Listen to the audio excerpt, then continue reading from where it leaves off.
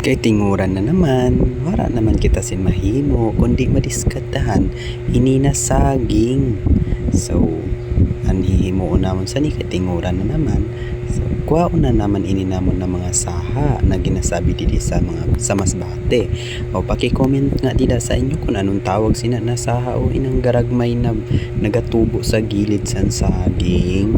Paki-comment kung anong tawag sana sa'yo kay sa amon dito sa Masbate or sa iba na lugar sa haambot lang sa iba na lugar sa Masbate, no?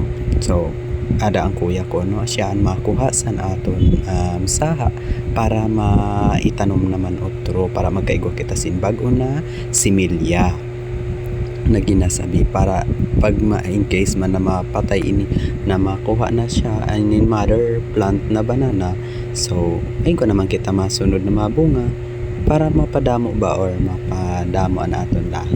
So, kumbaga,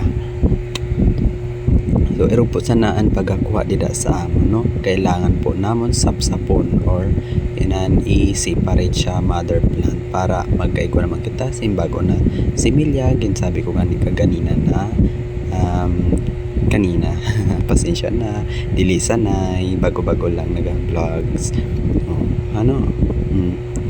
sige tudahi pa sige na para matangkas amo po inang ginasabi namon na sa hao ina siyan garagmay na nagatubo sa gilid san mother plant.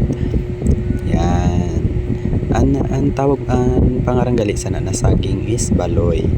Yan, baloy tarag-ason na naabot sa dutaan bunga. O kung kita nyo pa lang wala pa simbunga masyado pero di kaabot na sa duta. Kung naabot nga niya ang mundo mo inapakaya na duta lang. It's a joke.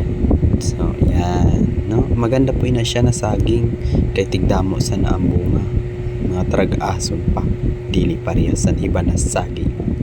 Cute.